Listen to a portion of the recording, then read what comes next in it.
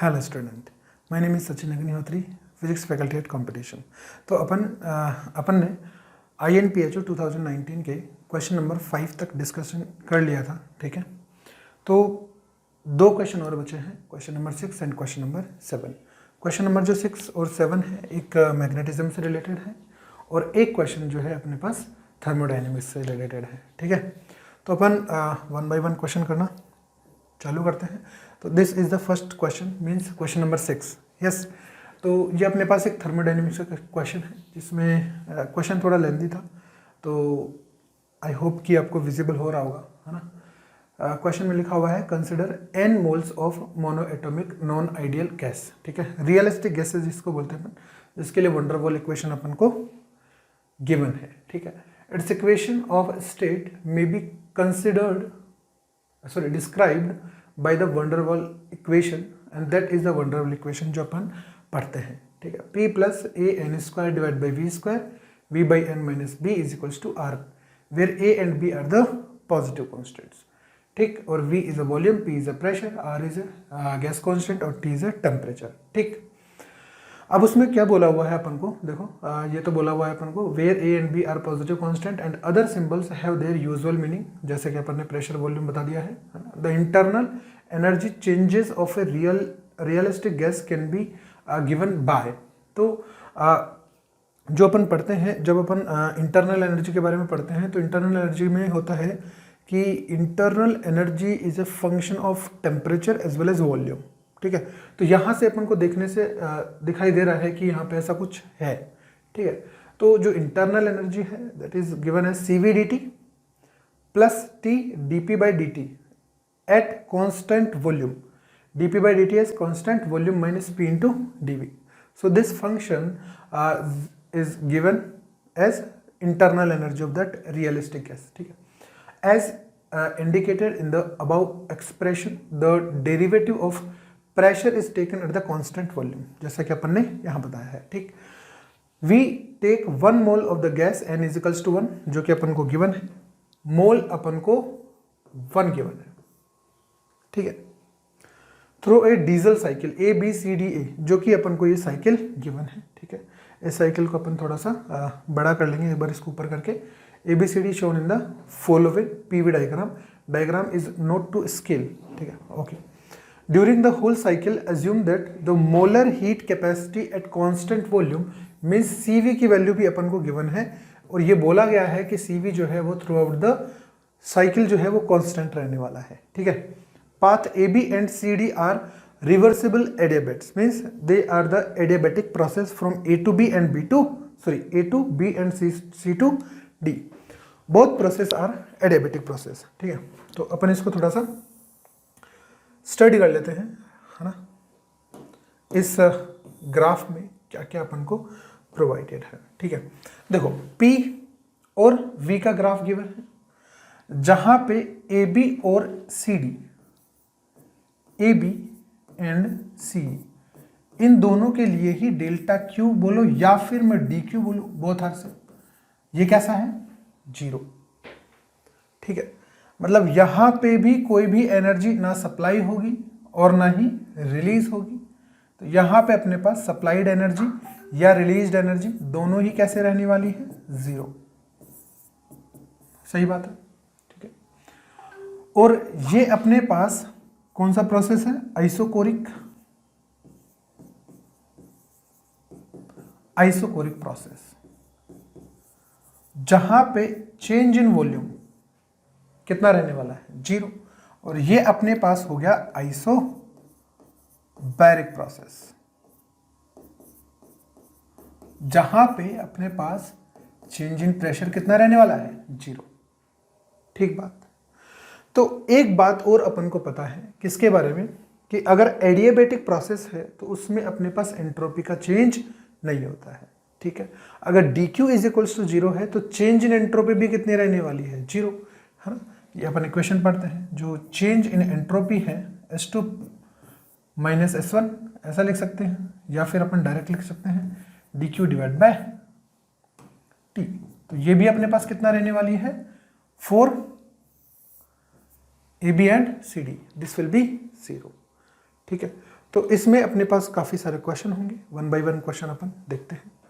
तो इसके लिए फर्स्ट क्वेश्चन है, obtain the temperature at B in terms of temperature at A, V A, V B and constant only. ठीक है, मतलब अपन को जो टेम्परेचर निकालना है ना, ये जो अपन को टी बी लिखा हुआ है यहाँ पे, ये जो टी बी लिखा हुआ है, this T B should be a function of T A, V A and V B, ऐसा बोला हुआ है कि ऐसा कुछ होना चाहिए।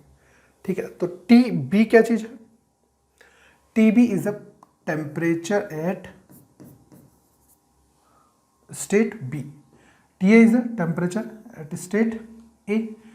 तो ये अपन को गिवन है कि जैसे ए के ऊपर P A, V A, T A है, these are the thermodynamic constant coordinates अपन बोल सकते हैं ना। बी पे P B, V B and P B, V B and T B. C पे P C, V C and T C, similar as D. ठीक है, तो देखो ध्यान से देखते हैं अपन, पहले यहीं पे देख लेते हैं इक्वेशन में। ठीक है, तो अपने पास ये जो इक्वेशन है, देखो इक्वेशन जो अपन को कौन सी गिवन है, इसको अपन ऐसे ही रहने देते हैं। This is the equation which is given. ठीक है, देखो p plus A N square divide by V square, v divide by N is equals to V divide by N minus B. तो n इज इक्वल्स टू 1, ये तो अपन को provided है। तो अपन यहां से इक्वेशन लिख सकते हैं, देखो इसको अपन ऊपर कर देते हैं थोड़ा सा। ठीक है, तो यहां से मैं लिख रहा हूं p plus A divide by V square, v minus B, because n is equals to कितना है, 1 है अपने पास। ठीक है, is equals to R T. ठीक है, और डी यू अपन को जो गिवन है वो अपन को गिवन है C V D T plus यहां पे अपन को गिवन है T D P by D T V minus P,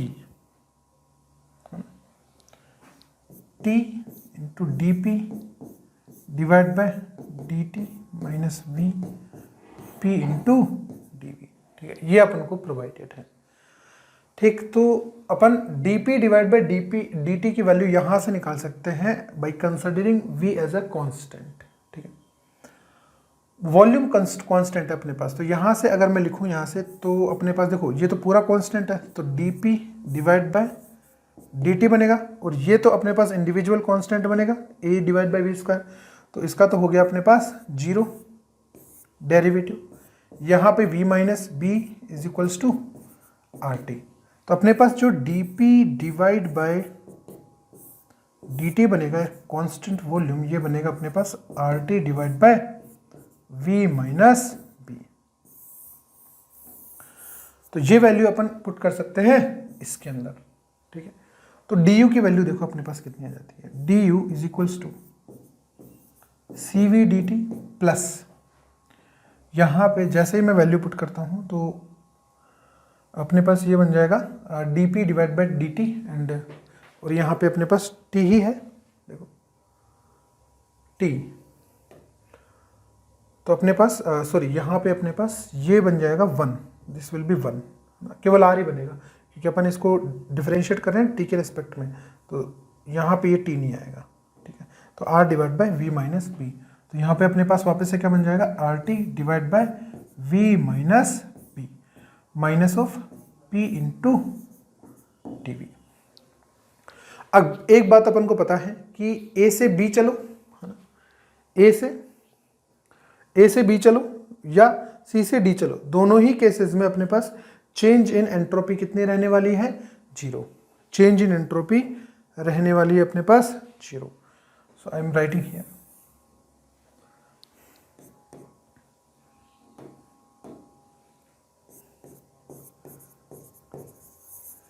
change in entropy for A से B और C से D, both will be 0। ठीक है, तो अपन इसको ऐसे लिख सकते हैं, देखो ए से बी या फिर सी से डी इंटीग्रेशन। अगर मैं ए से चलता हूं बी के लिए तो इसको मैं ऐसे लिख सकता हूं, और मैं अगर सी से चलता हूं डी के लिए तो इसको मैं ऐसे लिख सकता हूं, that will be equal to 0। अब ध्यान देने वाली बात क्या है, देखो यहाँ पे कोई भी एक ले लो, आप ए से बी ले लो या सी से डी ले लो, ठीक है, वहां से अपने पास रिलेशन आ जाने वाला है। लेकिन अपन को चाहिए टी बी, तो वी शुड टेक ए से बी, ठीक है। तो यहाँ पे अपन ने जो इक्वेशन लिखी है ये इक्वेशन, ठीक है। देखो अपन को एक बात पता है कि जो फर्स्ट लॉ ऑफ थर्मोडाइनमिक्स है उसमें अपन क्या लिखते हैं, D Q is equals to D U plus W, and what is W, P D V, ऐसा तो लिखते हैं, ठीक है। तो इस इक्वेशन को अगर मैं रीअरेंज करूं तो क्या मैं इसको ऐसे लिख सकता हूं, ध्यान से देखें, D U plus P D V is equals to C V D T plus R T divide by V minus B, isn't it? तो अगर मैं कंपेयर करूं तो एक बात मेरे को पता है कि ये अपन को वैल्यू देगा डी क्यू की, सही बात है ना। तो अपने पास अगर मैं ए से बी के लिए चलता हूं, देखो अपने पास डी क्यू की वैल्यू होगी C V D T plus R T divide by V minus B, ठीक है। तो यहां पे लेते हैं अपन, ठीक है, चेंज एंट्रोपी फ्रॉम ए से बी, तो अपने पास देखो कितने बनेगी 1 बाय टी, और यहाँ पे बन रहा था C V D T plus R T divide by V minus B, और एक डी वी और रह गया, है ना। यहाँ पे एक डी वी और आएगा, देखो क्योंकि अपन इसको अंदर मल्टीप्लाई करेंगे ना डी वी को, तो यहाँ पे एक डी वी और आएगा, है ना। यहाँ पे एक डी वी और आएगा अंदर मल्टीप्लाई करेंगे तो, ठीक है। तो अपन अपने पास इंटीग्रेशन बन पाएगा, वरना तो इंटीग्रेशन ही नहीं बन पाएगा, है ना। Now we are going from A to B, A से बी, है ना। तो अगर टेम्परेचर के टर्म्स में इंटीग्रेशन है तो टेम्परेचर की लिमिट रख देते हैं, है ना। और अगर वॉल्यूम के टर्म्स में है तो वॉल्यूम की लिमिट रख देंगे, तो दैट इज टी ए से टी बी प्लस यहाँ से integration R divide by V minus B D V, V A से वी बी, है ना। और इसकी वैल्यू आने वाली है अपने पास 0, isn't it? तो यहाँ से देखो अपने पास क्या बन जाता है, यहाँ से अपने पास बन जाएगा ये सी वी तो बाहर आ गया, और ये बन जाएगा L N T B divide by T A is equals to, और इक्वल टू पहले अपन ये कर लेते हैं, आर ऐसे कैसे रह जाएगा, L N V B minus B divide by V A minus B, and that will be equal to 0। इस वाले टर्म्स को इधर ले जाते हैं, तो एल एन कर लेते हैं अपन दोनों, तो L N T B divide by T A is equals to minus R divide by C V L N V B minus B divide by V A minus B, ठीक है। मैं इसको इधर लेके चला गया, अब ये पावर में जा सकता है, तो अपने पास क्या बनेगा, देखो T B divide by T A is equals to V B minus B divide by V A minus B to the power R by C V. तो यहां से देखो अपने पास किसकी वैल्यू आ गई, टी बी की वैल्यू आ गई। देखो T B is equals to कितना आ रहा है अपने पास, देखो T A V B minus B and V A minus B to the power R by C V, और सी वी की वैल्यू अपन को पता ही है ना, अपन सी वी की वैल्यू भी पुट कर सकते हैं। यहाँ पे देखो सी वी की वैल्यू 3/2 था, तो यहाँ से हो जाएगा ये 2/3, 2/3। तो ये अपने पास टेम्परेचर की इक्वेशन आ गई in terms of T A V B and constant B, ठीक है। तो ये अपने पास सॉल्यूशन होता है क्वेश्चन नंबर फर्स्ट का, ठीक है। You can see this again from change in entropy से अपन ने ये डिराइव किया है, ठीक है। तो इसका अपन सेकंड क्वेश्चन देखते हैं। सेकंड क्वेश्चन में देखो क्या गिवन है अपन को, let temperature at A to B T A. तो टी ए की वैल्यू अपन को गिवन है, टी ए की वैल्यू गिवन है, वी ए की वैल्यू गिवन है, ठीक है, वी बी की वैल्यू भी गिवन है और वी सी की वैल्यू भी गिवन है, ठीक है। ये अपने पास 8.001 नहीं है, ये लीटर है, litre in terms of litre, है ना। V B is 1.00 litre, V C is 2.00 litre. A की वैल्यू गिवन है अपन पास 1.355 litre square ATM atmosphere pressure and per mole square, और बी की वैल्यू भी अपन को ये गिवन है। Calculate the highest temperature reached during the whole cycle. तो देखो हाईएस्ट टेम्परेचर अपन को कहाँ मिलेगा, ठीक, देखो साइकिल में चलते हैं अपन, है ना। ये अपने पास साइकिल थी, हाँ ये अपने पास साइकिल है, देखो ये अपने पास एडियाबेटिक प्रोसेस है, ठीक है। और एडियाबेटिक प्रोसेस में अगर मैं यहां से और ऊपर की तरफ जाता हूं तो ऑब्वियस सी बात है कि जो टेम्परेचर है वो बढ़ेगा, है ना। टेम्परेचर क्या होने वाला है, बढ़ेगा। जैसे अपने पास P V to the power gamma is equals to क्या होता है, कांस्टेंट, सही बात है। तो अपन यहाँ पे कोई भी एक मतलब p की वैल्यू रख दो या फिर v की वैल्यू रख दो। जैसे मान लो मैं p की वैल्यू रख देता हूँ, है ना, इन टर्म्स ऑफ t। तो अपन क्या लिख सकते हैं यहाँ पे, t v की power gamma -1 is equals to constant, ठीक है।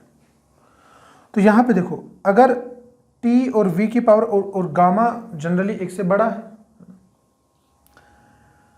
अगर गामा एक से बड़ा है या फिर एक से छोटा भी होता तो भी, है ना।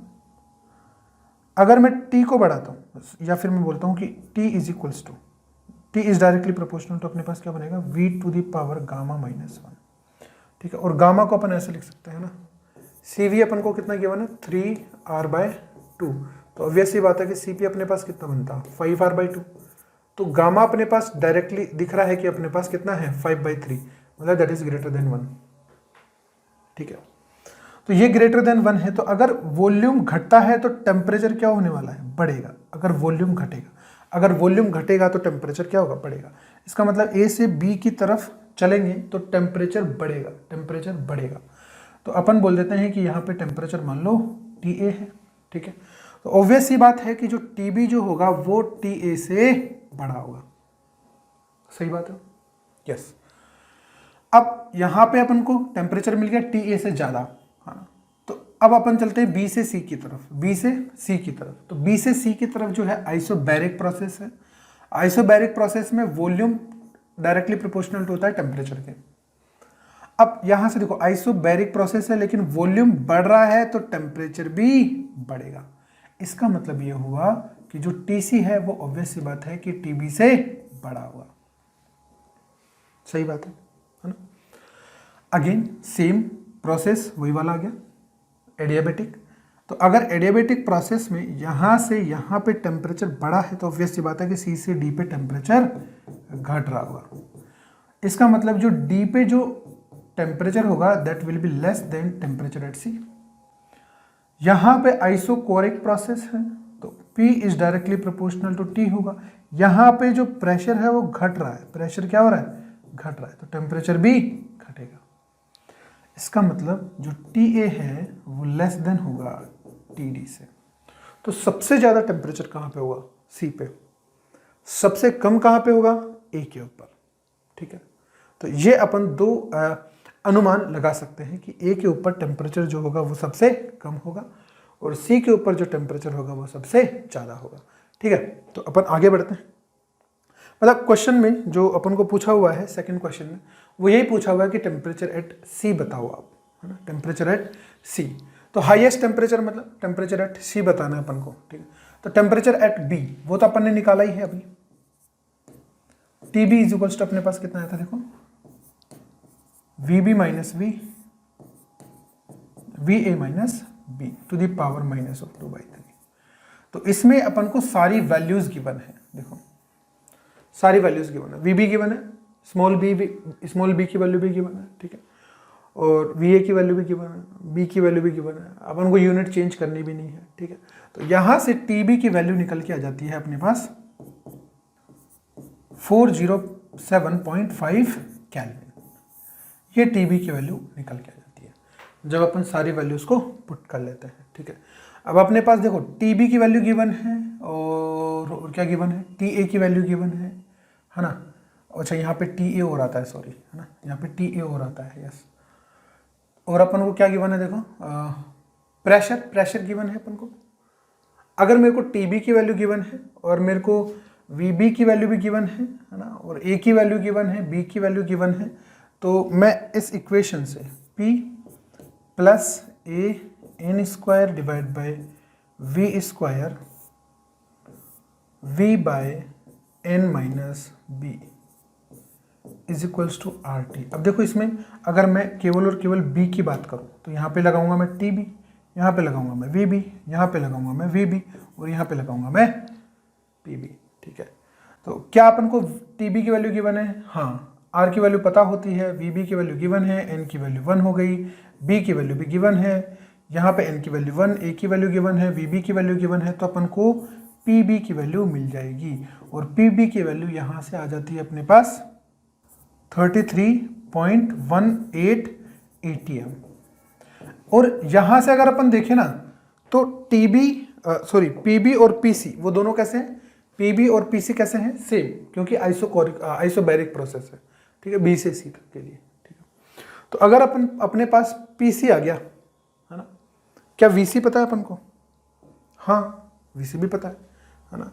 अगर मैं सेम इक्वेशन लिखता हूं किसके लिए, पॉइंट सी के लिए, तो ये लिखूंगा मैं PC plus A divide by VC square, और यहाँ पे VC minus B is equals to R T C.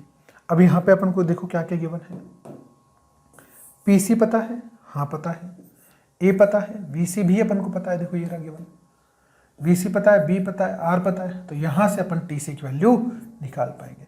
So this is the maximum value of temperature through out the cycle. तो टीसी की वैल्यू अपने पास आने वाली है 803.76 केल्विन। तो ये अपने पास टीसी की वैल्यू आ गई, ठीक बात है। तो इस तरीके से अपन मैक्सिमम वैल्यू टेम्परेचर की निकाल सकते हैं पूरे साइकिल के लिए, ठीक है। चलिए नेक्स्ट आगे क्वेश्चन की तरफ बढ़ते हैं। क्वेश्चन बोल रहा है calculate the efficiency Neeta of the cycle. अब ये अपन को ध्यान से देखने की बात है, कैलकुलेट साइकिल की एफिशिएंसी, ठीक है।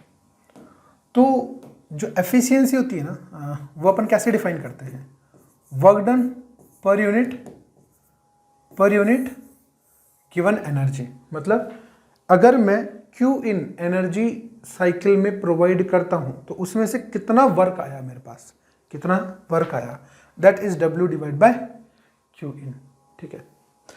तो यहां पे वर्क आएगा कहां कहां पे, है ना, या फिर मैं बोलूं क्यू इन, या फिर इसको देखो अपन ऐसे भी बोल सकते हैं, इसको एक दूसरे तरीके से भी अपन बोल सकते हैं।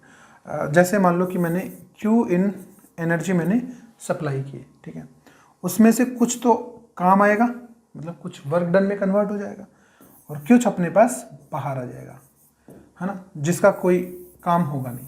तो ये अपने पास वेस्ट हो गया, ये अपने पास मशीनरी में काम आ गया, ये अपने पास इनपुट है। तो वर्क डन को अपन ऐसा भी लिख सकते हैं Q in minus of Q out, ठीक है। तो यहां से जो एफिशिएंसी बनेगी अपन इसको एफिशिएंसी को ऐसा भी लिख सकते हैं Q in minus of Q out divide by Q in. तो यहां से अपने पास जो एफिशिएंसी बनेगी ये अपने पास ऐसे भी बन जाएगी। देखो एक्चुअली अपन इस फॉर्मूले को क्यों यूज कर रहे हैं, क्योंकि इस इक्वेशन में, इस क्वेश्चन में अपन को क्यू इन और क्यू आउट निकालना ज़्यादा आसान लग रहा है, ठीक है। कैसे वो अभी अपन देखेंगे। तो इसके लिए देखो अपने पास ग्राफ में देखते हैं अपन, इसमें ग्राफ में अपन को सब कुछ समझ में आएगा। देखो अपने पास 3 प्रोसेस है, ठीक है। तो दो प्रोसेस तो अपने पास एडियाबेटिक है, तो इन दोनों प्रोसेस में तो ना तो एनर्जी ली जाएगी ना एनर्जी दी जाएगी, ठीक है। तो इनका Q तो हो गया 0, ठीक है। दो प्रोसेस बचे हैं अपने पास, D से A और B से C। तो B से C में देखो अपने पास, अगर मैं B से C में देखता हूं तो टेम्परेचर भी इंक्रीज कर रहा है, इसका मतलब इंटरनल एनर्जी भी इंक्रीज कर रही है, और वर्क डन भी क्या कर रहा है, पॉजिटिव है, क्योंकि एरिया अंडर द कर्व बोलेंगे अपन वर्क डन को, ठीक है ना। इसका मतलब ये हुआ कि जो Q B से C के लिए है, Q B से C के लिए जो है वो पॉजिटिव है, इसका मतलब दैट इज सप्लाइड हीट। ये क्या हो गया अपने पास, ये सप्लाइड हो गई। सिमिलरली अगर मैं D से C के लिए आता हूँ, D से A के लिए सॉरी, तो D से A के लिए तो वर्क डन तो 0 हो गया, आइसोकोरिक प्रोसेस है, लेकिन टेम्परेचर यहाँ पे डिक्रीज कर रहा है, इसका मतलब internal energy decrease, internal energy घट रही है। अगर नेगेटिव है इंटरनल एनर्जी में चेंज, इसका मतलब ये हुआ कि जो Q D से A है दैट इज नेगेटिव, ठीक है। तो ये अपने पास क्या हो गई, रिजेक्टेड हीट, ठीक है ना, दैट इज रिजेक्टेड। तो वर्क डन क्या हो गया, QBC minus QDC, that will be the work done, ठीक है। तो इसके लिए अपन क्या कर सकते हैं, देखो अभी अपन ने देखा था ये वाली इक्वेशन कहाँ गई, ये रही, देखो इस इक्वेशन का काम आएगा अपने पास। देखो यहाँ पे अपने पास dq जो अपन लिखते हैं ना, dq is nothing but du plus pdv, du plus pdv, यही तो होता है। तो जो अपन dq लिख रहे हैं वो ये अपने पास dq होगा, that will B dq cv dt plus rt divide by v minus b into dv, यही होने वाला है। तो अपने पास देखो अपन पहले B से C की बात करते हैं, तो B से C में प्रेशर अपने पास कांस्टेंट रहने वाला है, ठीक है। वॉल्यूम अपने पास बढ़ेगा, कहाँ से कहाँ तक बढ़ेगा, B से VC तक, VB से VC तक बढ़ेगा, ठीक है ना। तो मैं इसको लिख रहा हूँ, देखो यहाँ पे यस, सो मैं यहाँ पे लिख रहे हैं अपन यहाँ पे Q B से C जो होगा दैट इज Q इन, है ना। तो Q इन को अपन कैसे लिखें, पहले DQ लिखना पड़ेगा अपन को ना, पहले DQ लिख लेते हैं अपन, ठीक है। तो अपन ऐसे लिख लेते हैं यहाँ से, चलो इसको आगे अपन प्रोपेगेट करेंगे। तो DQ पहले मैं B से C के लिए लिखूँगा ना, तो यहाँ पे लिखेंगे अपन CV dt plus RT divide by V minus B, RT divide by V minus B into dV। अब यहाँ से जो B से C है ना, वो प्रोसेस अपने पास आइसोबैरिक प्रोसेस है, ठीक है। तो instead of RT divide by V minus B I can write P plus A divide by V square, है ना। तो यहाँ से देखो अपने पास DQ बराबर क्या हो गया अपने पास B से C के लिए, दैट इज DQ इन, है ना। तो CV dt plus PdV and plus A divide by V square and dV, ठीक है। अब अपन को इसको क्या करना है, इंटीग्रेट करना है। तो यहाँ से अपने पास इंटीग्रेट करेंगे तो ये तो अपने पास Q इन आ जाएगा, यहाँ से TB से TC इंटीग्रेट करेंगे और TB की वैल्यू पता भी है, TC की वैल्यू पता है अपन को। यहाँ से VB से VC के लिए इंटीग्रेट करेंगे जो कि अपन को पता है। अगेन यहाँ भी VB से और VC के लिए इंटीग्रेट करेंगे, ठीक है। तो अपने पास देखो क्या वैल्यू बन जाती है, अपने पास वैल्यू यहाँ से बन जाती है Q इन, या फिर मैं बोलूँ Q B से C and that will be equal to CV TC minus TB plus P is a constant and constant मतलब कितना, PB, है ना, B से C के लिए। हियर VC माइनस VB, और इसका अपने पास इंटीग्रेशन बन जाएगा 1 बाय V नहीं, A is a constant, so A by VB से BC, ठीक बात है। तो अपन को यहाँ पे सारी वैल्यूज अपन को पता है, तो अपन इस चीज को कैलकुलेट कर सकते हैं by putting the values in equation in question number 2, है ना। अब अपन बात करते हैं क्यू आउट, है ना। क्यू आउट की बोलते हैं अपन, या फिर क्यू रिजेक्टेड बोल सकते हैं अपन, ठीक है। तो वो अपने पास कहाँ से कहाँ तक आएगी, डी से ए तक, डी से ए तक। तो डी से ए तक अपने पास देखो क्या बनेगा, डी से ए तक डीवी तो जीरो रहने वाला है, change in volume is zero. तो अपने पास जो अपन ने ये डी क्यू लिखा था ना इस इक्वेशन में, कहाँ गया, हाँ ये जो डी क्यू लिखा था अपन ने, है ना, डी से सी के लिए आइसोकोरिक प्रोसेस के लिए डीवी तो रह जाएगा जीरो, अपने पास केवल और केवल सीवी इंटू डी टी आएगा, सीवी इंटू डी टी। सही बात है। तो यहाँ पे अपन देखो क्या लिखेंगे, integration of C V D T कहाँ से कहाँ तक, टी डी से टी ए तक, ठीक है। तो अपने पास यहाँ पे C V T D sorry T A minus of T D, ऐसे लिखेंगे, देखो ठीक बात है। तो इस तरीके से लिखेंगे। ऑब्वियस सी बात है कि ये नेगेटिव आएगा, T A is less than T D, but we are going to take only magnitude part. तो जैसे अपन ये वैल्यूज पुट करने वाले हैं, ठीक है, तो अपने पास जो एफिशिएंसी की वैल्यू आ जाएगी दैट 67.7% के आसपास मिल जाएगी है, ठीक है ना। तो राउंड ऑफ जो है वो हर एक फिजिकल क्वांटिटी के लिए एप्लीकेबल कर सकते हैं अपन, है ना।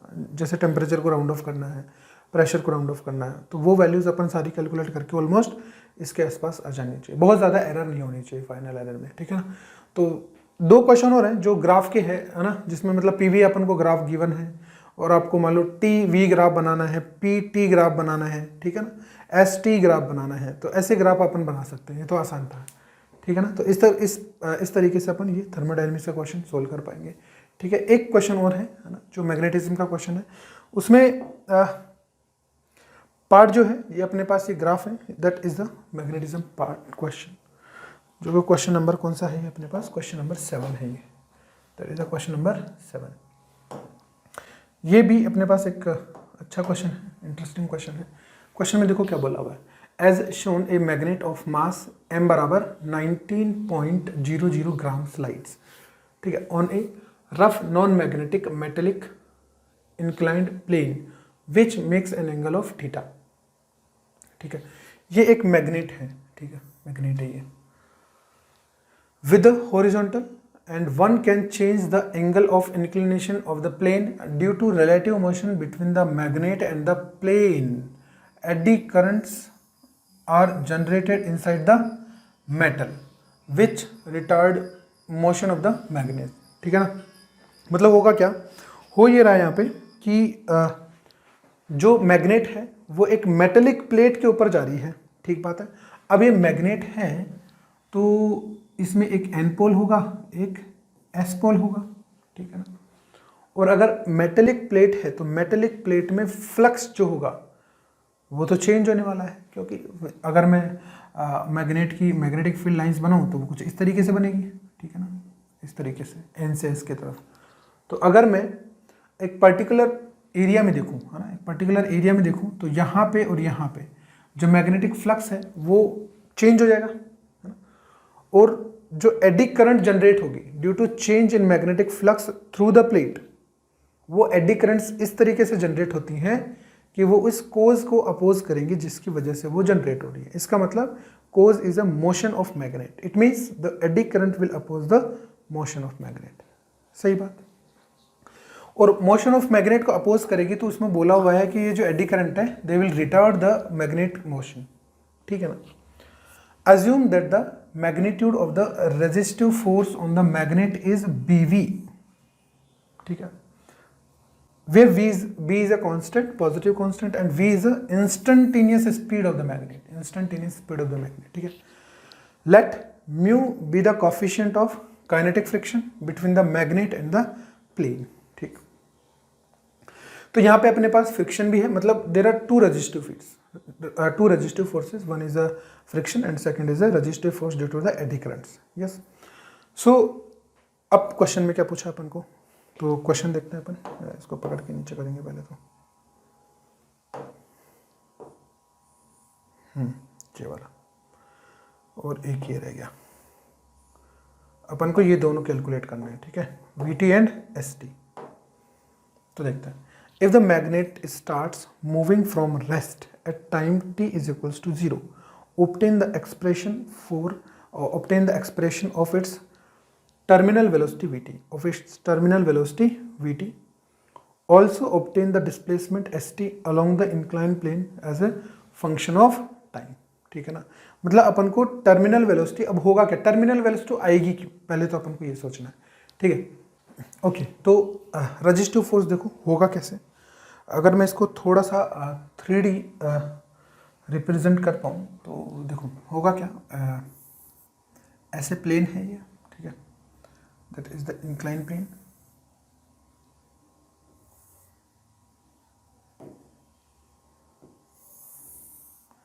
ये इस तरीके से इंक्लाइन प्लेन है, ठीक है,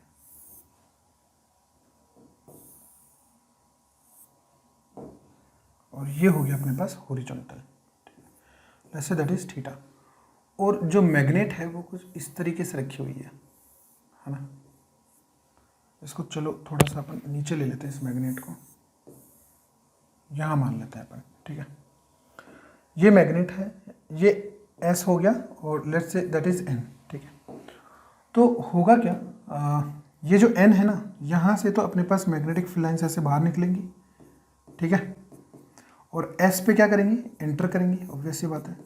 अब ये जो मैग्नेटिक फील्ड लाइंस होंगी ना, वो कुछ ऐसे क्रॉस करते हुए, मतलब आप ऐसे समझ सकते हो कि यहाँ पे मेटेलिक जो प्लेट है उसमें एंटर कर रही होंगी कुछ लाइंस, है ना, ऐसे, और कुछ लाइंस यहाँ से बाहर आ रही होंगी, ठीक है, यहाँ से बाहर आ रही होंगी, है ना, ऐसे। अब ये जो मैग्नेट है वो ऐसे नीचे की तरफ जाएगी, क्यों, क्योंकि इसके ऊपर एक अपने पास फोर्स लगेगा mg sin theta along the tangent, ठीक बात है। तो ये अपने पास जो मैग्नेटिक फील्ड लाइंस होंगी ना, वो कुछ इस तरीके से होंगी, और ये अपने पास ये मेटेलिक प्लेट है, ठीक है ना, मेटेलिक प्लेट।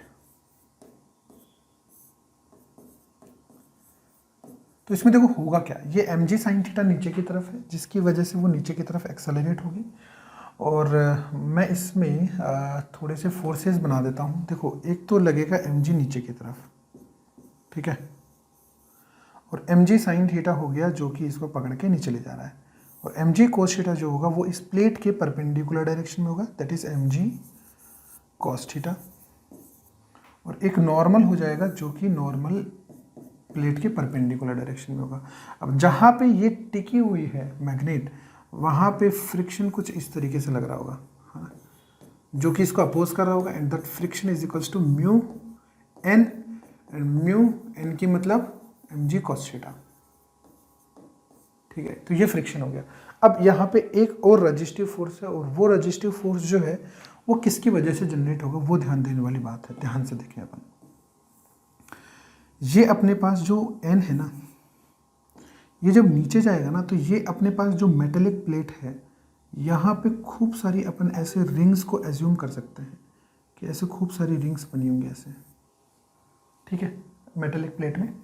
तो ये अगर N इनके पास में आएगा, है ना, तो इन N के बीच में ये जो रिंग है, इसमें क्या जनरेट होगा, एक इंड्यूस्ड करंट जनरेट होगी, वो कुछ इस तरीके से जनरेट होगी कि वो इस N को अपोज करे, मतलब यहाँ पे नॉर्थ पोल इस तरीके से जनरेट हो रहे होंगे ऐसे, these are the north pole, ठीक है, which repels this north pole like this, है ना, ये रिपल्शन प्रोवाइड कर रहे होंगे।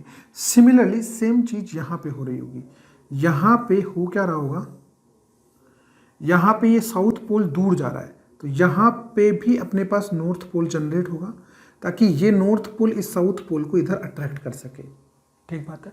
And this force, this resistive force is generated due to the induction of eddy currents in metallic plate due to the change in magnetic flux through the metallic plate. और ये change किसकी वजह से हो रहा है, क्योंकि ये नीचे की तरफ एक्सेलरेटेड है, तो लेट्स से कि नीचे की तरफ एक्सेलरेशन इसका ए है, तो NLM न्यूटन्स का सेकेंड लॉ, F नेट बराबर ma, तो F नेट, नेट फोर्स कितना है नीचे की तरफ, देखो mg sin theta minus BV, जो कि अब देखो ये जो रेजिस्टिव फोर्स है ना, इंडक्शन की वजह से जो रेजिस्टिव फोर्स है that will be equal to BV, जो कि अपन को क्वेश्चन में गिवन है। अब ये BV इसलिए है, ये डायरेक्टली प्रोपोर्शनल है V के, V जितना ज़्यादा तेज होगा वेलोसिटी जितनी ज़्यादा तेज होगी उतना ही ज़्यादा तेज़ी से रिपल्शन आएगा, उतना ही ज़्यादा तेज़ी से एडी करंट जनरेट होगी। ठीक बात है ना। तो minus B V and minus of mu M G cos theta, ये फ्रिक्शन हो गया and that is equals to M A. तो एक्चुअल में एक्सेलरेशन जो आ गया अपने पास वो आया कितना देखो, या फिर अपन इसको केवल और केवल एम जी के बराबर ही रख देते हैं। अब इसमें देखो बोला क्या गया है, इसमें बोला गया है टर्मिनल वेलोसिटी। टर्मिनल वेलोसिटी अब होगा क्या, देखो शुरुआत में क्या था, एम जी साइन थीटा था और फ्रिक्शन था, एम जी साइन थीटा था और फ्रिक्शन था। ये रिपल्शन फोर्स नहीं था जब t बराबर 0 पे मैग्नेट को रिलीज किया इनिशियल वेलोसिटी 0 से। ठीक है, तो अपने पास केवल और केवल एम जी साइन थीटा था और mu M G cos theta था एंड ऑब्वियस सी बात है कि जो टेन थीटा है that is greater than mu, इसी वजह से तो मैग्नेट नीचे आएगी। ठीक है, अब जब मैग्नेट नीचे आ रही है तो एक्सेलरेशन की वजह से वेलोसिटी जो है वो बढ़ती जा रही है कंटिन्यूसली, है ना। अब वेलोसिटी बढ़ेगी तो अब ये वाला फोर्स आएगा बी वी, है ना। अब जैसे जैसे वेलोसिटी तेज होती जाएगी वैसे के वैसे वी भी बढ़ता जाएगा। अब वी भी बढ़ता जाएगा तो अल्टीमेटली जो एक्सेलरेशन है वो घट रहा है, एक्सेलरेशन घट रहा है। अब एक्सेलरेशन घटता जाएगा, फिर एक ऐसी कंडीशन आएगी, वेलोसिटी बढ़ती जा रही है, एक्सेलरेशन घटता जा रहा है, फिर एक ऐसी कंडीशन आएगी जब एक्सेलरेशन हो जाएगा 0। ठीक है, when acceleration become 0 magnet will move with terminal velocity।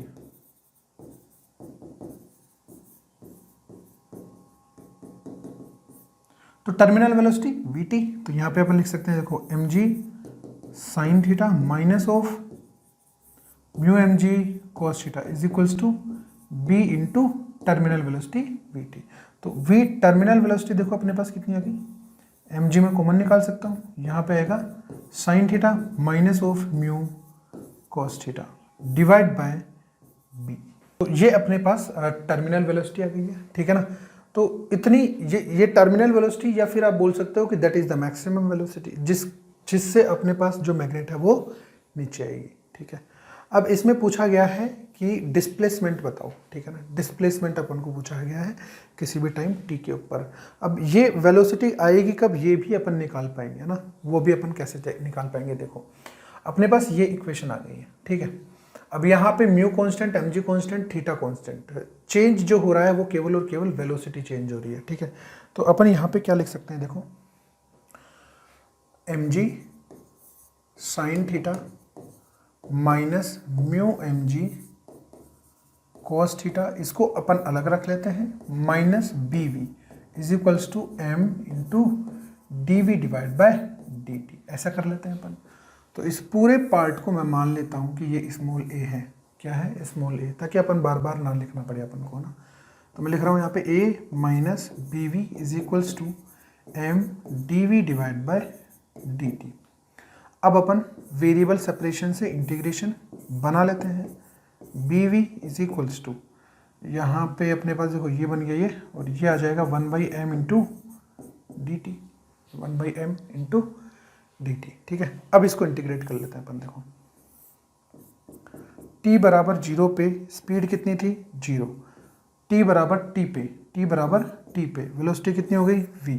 अब इसको देखो अपने पास क्या बनेगा, minus of 1/b ln a minus B V, a minus B V divide by 0 रखेंगे तो a आएगा बस केवल, is equals to t by m। ठीक है, t बाई m। अब यहाँ पे लिखेंगे अपन, देखो ln, या फिर मैं यहाँ पे लिखता हूँ a minus B V is equals to a E to the power minus of B T divide by m, B T divide by m, ये हो गया। अब अपने पास v उधर ले जाते हैं, a इधर आ जाएगा, तो a v बराबर हो जाएगा a divide by b 1 minus E to the power minus of B T divide by m। तो ये अपने पास वेलोसिटी आ गई। अब कितने टाइम पे टर्मिनल वेलोसिटी होगी, इस v को उस टर्मिनल वेलोसिटी के इक्वल कर देते हैं, तो अपने पास टाइम आ जाएगा कि किस टाइम पे ये टर्मिनल वेलोसिटी इसके बराबर हो जाएगी। देखो M G sine theta minus mu M G cos theta को ही तो अपन ने ए माना था, है ना। तो अगर मैं इसको बोल देता हूँ टर्मिनल वेलोसिटी, है ना, vt, तो अपने पास क्या बनेगा, a divide by B is equals to a divide by B 1 minus E to the power minus of B T divide by M. तो ये हो गया 1, है ना। तो जैसे ये 1 हुआ तो ये 1 से 1 कट जाएगा, तो ई टू द पावर 0, तो t टेंडिंग टू इनफाइनाइट पे जाके अपने पास ये क्या बनेगा, टर्मिनल वेलोसिटी आएगी। ठीक बात है ना, मतलब बहुत देर बाद, आप ऐसे बोल सकते हो। ठीक है, अब अपन को पूछा है displacement, what will be the displacement at any time t। तो v को अपन क्या लिख पाएंगे, v को अपन लिख सकते हैं ds divide by dt, and ds divide by dt is equals to a by B 1 minus E to the power minus of bt divide by m। ठीक है, अब वापस से अगेन वेरिएबल सेपरेशन यूज कर लेते हैं अपन। ठीक है, तो वेरिएबल सेपरेशन यूज करेंगे तो देखो वापस से क्या बनेगा अपने पास, ds is equals to a divide by B, यहाँ पे dt minus of E to the power minus of bt divide by m into dt। अब इसको इंटीग्रेट कर देते हैं, यहाँ पे देखो t बराबर 0 पे और t पे डिस्प्लेसमेंट हो गया s, तो s इज इक्वल्स टू अपने पास देखो क्या आएगा, a बाय बी, यहाँ पे आएगा अपने पास t, है ना, माइनस, और यहाँ पे अपने पास आएगा m बाय बी, वो भी प्लस का। ठीक है ना, और यहाँ पे e to the power minus of B T divide by m minus 0 का रखेंगे तो ये आ गया कितना, 1, माइनस माइनस अपने पास हो गया प्लस, पहले रखेंगे t और फिर रखेंगे अपन ये, तो अपने पास कुल मिला के ये डिस्प्लेसमेंट की इक्वेशन आ जाएगी देखो। ठीक है, at any time t displacement पे। ठीक है, तो इस तरीके से अपने पास क्वेश्चन नंबर 6 और क्वेश्चन नंबर 7 कंप्लीट होता है INPHO 2019 का। ठीक है, तो अपन फर्दर अपन 2018 के पेपर डिस्कस करेंगे। ठीक, चलिए।